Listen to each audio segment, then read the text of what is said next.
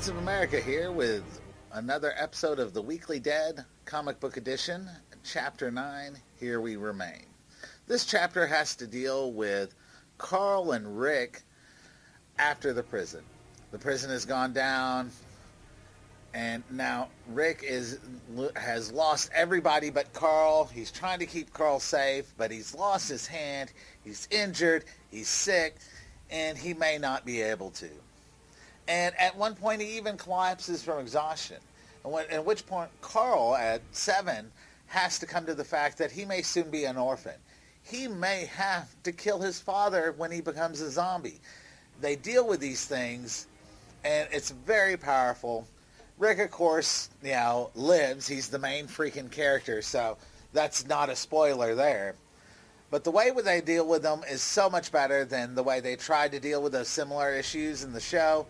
The fact that Carl didn't age in the comic book makes those issues much more powerful than they were in the show. A teenager having to deal with sudden adulthood is not nearly as powerful as a 7-year-old having to deal with sudden adulthood and having to fend for himself out in the wild. Now, after staying in some surrounding neighborhoods, foraging for supplies, they decide to make a go of it at Herschel's farm. And when they actually run into a few other survivors from the prison there.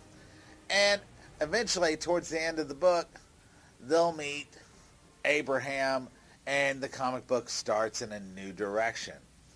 So, and of course, their meeting doesn't go as well, but really, I'll leave you that for now.